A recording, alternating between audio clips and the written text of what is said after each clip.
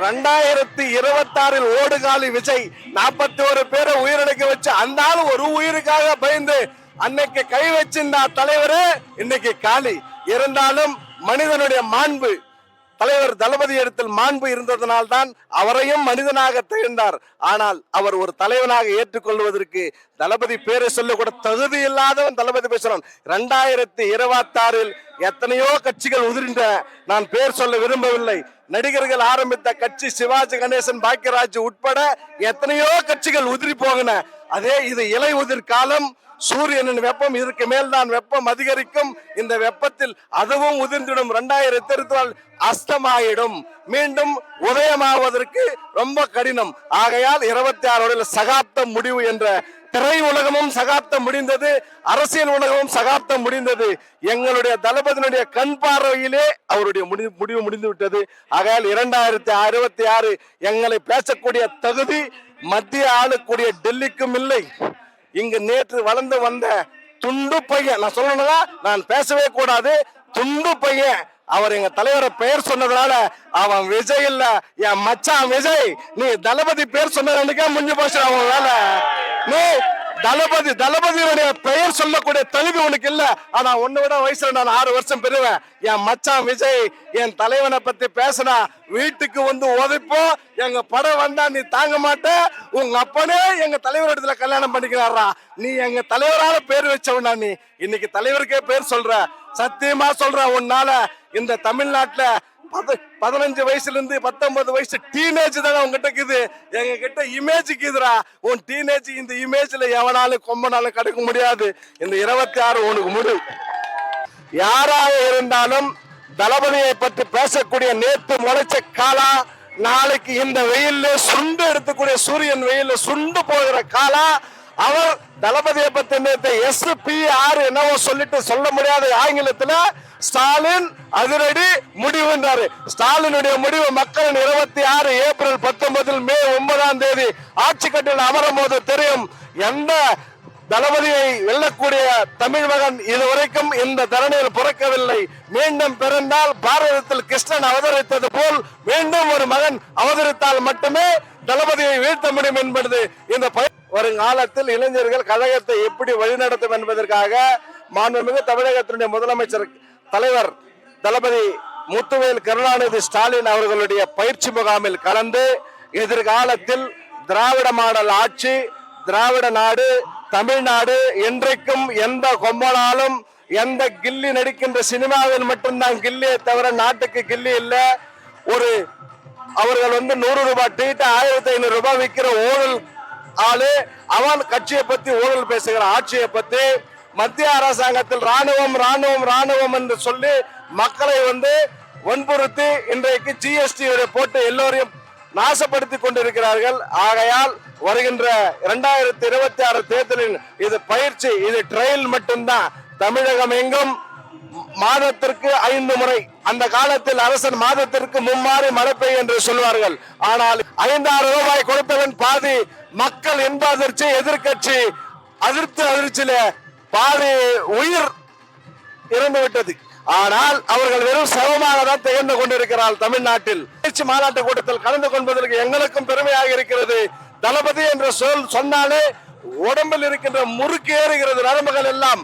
அந்த இளைஞர்களுடைய பட்டாளத்தை பார்த்து அவன் இதோடு அடங்கிப்பட்டால் அவர்களுக்கு நல்லது, களத்தில் வந்தால் எங்களுக்கு நல்லது. எதிர்கொள்வது வீரனுக்கு களத்தில் தான் பலம், கோழைக்கு மேடையில் தான் பலம். ஆனால் நாங்கள் வீரர்கள், களத்தில் பார்ப்போம் 2026 என்று. வாய்ப்புக்கு நன்றி. இதுதான் குழந்தை பிறந்திருக்குது. இனிமேல் அது வளருமா இல்லை போய் சேருமான்னு யாருக்கும் தெரியாது. வளர்ந்த பிறகு பார்க்கலாம். இப்போ தெரியாது. நாங்கள்லாம் வளர்ந்து ஆளாகி நிற்கிறோம். வளர்ந்த பிறகு பார்க்கலாம். அது நேற்று பிறந்த குழந்தை, அதை பற்றி நம்மளால பேச முடியாது. சொல்லுங்க. ஒரு 1000 ரூபாவே சாத்தியம் இல்லைன்னாரு. ஒரு தலைவனாக தகுதியாக பேசணும். 5000 ரூபாய் இன்னைக்கு இந்தியாவிலே தலை சிறந்த முதலமைச்சர். பெண்களுக்காக உலகத்திலேயே 5000 ரூபாய் கொடுத்த ஒரே முதலமைச்சர் தமிழக முதலமைச்சர் தான்.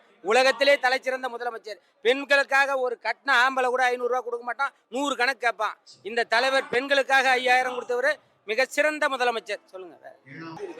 எங்க வாய்க்கு சாவடி இவர் தான் வெற்றி பெறணும்னு ஒரு ஆசை. எல்லாருக்கும் நல்லது செஞ்சிருக்கிறாரு. பெரியவங்களுக்கு எல்லாருக்குமே நல்லது செய்கிறாரு. இது வரைக்கும் அவர் வரணுன்றதா எங்களுடைய கொள்கை. அப்படியெல்லாம் இல்லை, மனிதாபன்றோர் ஜனங்க வந்து ஓட்டு வந்து அறிவிச்சிட்டா இதெல்லாம் ஜனங்களுக்கு கொடுக்க முடியாது ஏழைங்களுக்கு.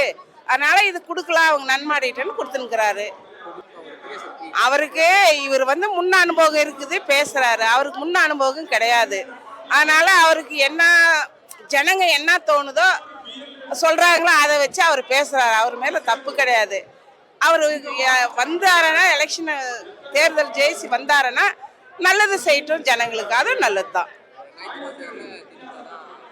வரணும்னு எதிர்பார்க்குறோம். நாங்க வரோம். நாங்க வந்து இன்னைக்கு எனக்கு வந்து 65 வயசாகுது. 65 வயசுல எனக்கு என்னைக்கு ஓட்டுரிமை இருந்துச்சோ அன்னையிலிருந்து நாங்க வந்து திமுகவை தான் ஆதரிக்கிறோம். இந்த ஆட்சியில பெண்களுக்கு பாதுகாப்பு இருக்குதா இல்லைன்னு சொல்றதெல்லாம் தப்பு இருக்குதா, அதை நாங்க கண்மையா வண்டிக்கிறோம். ரொம்ப சந்தோஷமா இருக்குது. நாங்க எதிர்பார்க்கவே இல்லை, திடீர்னு அனௌன்ஸ் பண்ணது ரொம்ப சந்தோஷமா இருக்குது. பேசுறவங்க பேசிட்டு தான் இருப்பாங்க, அதை பத்தி எல்லாம் நம்ம கவலைப்படக்கூடாது.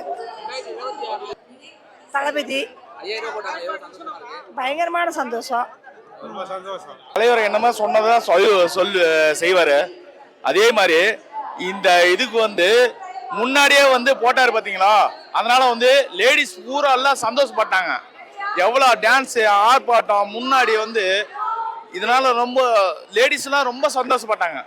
இதனால வந்து எவ்வளவோ பேரு ரொம்ப சந்தோஷப்பட்டாங்க. 5000ங்கிறது அதான் வந்து நடுத்தர மக்களுங்கும் போது, தாழ்த்தப்பட்டவருங்கும் போது இது 5000ங்கும் போது பெருசு.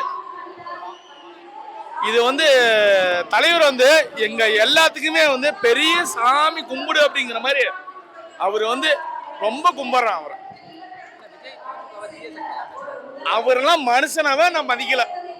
அது சத்தியமா வரவே வராது. திமுக தலைவர் தான் வருவாரு, ஸ்டாலின் தான் வருவாரு. இது வந்து என் கெட்டு சத்தியமா அடிச்சு சொல்லுவேன். அவர் வந்து சொல்லுவாரு, அவர் என்னதான் ஆட்சி வந்து என்னது புதுசா வந்து செஞ்சுப்பாரு அப்படின்ட்டு. என்ன புதுசா வந்து செஞ்சாரு? ஆணி கூட புடுங்க முடியாது. என் தலைவர் வந்து புடுங்குவாரு, என் ஸ்டாலின் வந்து செய்வாரு. விஜய் வந்து வளரவே பொதுவாகவே சினிமாவில் வந்து அவர் ஒரு படமே அவர் சிகரெட் இல்லாமல் நடிச்சதில்லை. ஒரு படத்துலையும் அவர் குடி ட்ரிங்க்ஸ் இல்லாமல் ஒரு படம் நடிச்சதில்லை. அவருக்கு அடிப்படை தகுதியே இல்லை இதை பற்றி பேசுறதுக்கு. டாக்டர் முத்துவேல் கருணாநிதி மட்டும்தான். அதுவும் கோடைக்கால ஊக்கத்தொகைன்னு கொடுத்த ஒரே தலைவர் அவர் மட்டும்தான். அதனால எல்லா மக்களும் ரொம்ப சந்தோஷமா இருக்கிறாங்க. இன்ப அதிர்ச்சின்னு எல்லாருமே அதிர்ச்சியில் இருக்கிறாங்க. எல்லாருடைய அக்கௌண்ட் காலையில் பார்த்தா 5000 ரூபாய் கிரெடிட் ஆகிடுக்குது. ரொம்ப மக்களுக்கு டிஎம்கேக்கு அதிகமாக இருக்குது. அதே மாதிரி ஒடுக்கப்பட்ட தாழ்த்தப்பட்ட மக்களுடைய வாக்குகளும் எங்களுக்கு சாதகமாக இருக்குது. சிறுபான்மையினர் ஓட்டும் சாதகமாக இருக்குது. நாங்கள் ஆதிக்க சக்தியை எதிர்த்து ஒரு நாளும் போராடுறதுனால இது மாதிரி ஒடுக்கப்பட்ட சமூகத்தை எல்லாருமே எங்களை ஆதரவு தெரிவிக்கிறாங்க.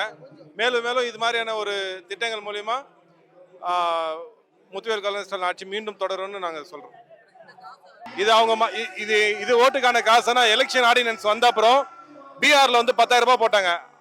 அவங்களோட மட்டும் தான் இன்னைக்கு அவர் போயிட்டு ஹெலிகாப்டர் டயர் கிட்ட போய் நின்னுக்கிறாரு எடப்பாடி மோடி காலில் விழுறதுக்காக.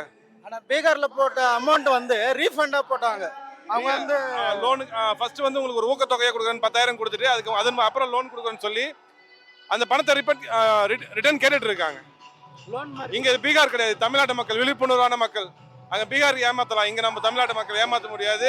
எடப்பாடியோட பாய்ச்சல் அங்க செல்லாது. எடப்பாடிக்கு 16வது தோல்வி தொடரும். தோல்வி அவருக்கு நாங்க பரிசாலிப்போம். 2026 மட்டும் இல்ல 31 திமுக தான் வெல்லும். அதுல எந்த மாற்று கருத்து இல்லை. நாங்கள் ஒரு ஆளவே எடுத்ததில்ல. விஜய்ன்ற ஒரு பொறுப்பேல இருக்கலாம். கலைஞர் ஸ்டாலின் தான், முத்துவேல் கலைஞர் ஸ்டாலின் தான் வருவார். உதயநிதி ஆட்சி ஆளுவார். அடுத்த 2026 சட்டமன்ற தொகுதியில் வேட்பாளராக ஸ்டாலின் தான் நிற்பார்.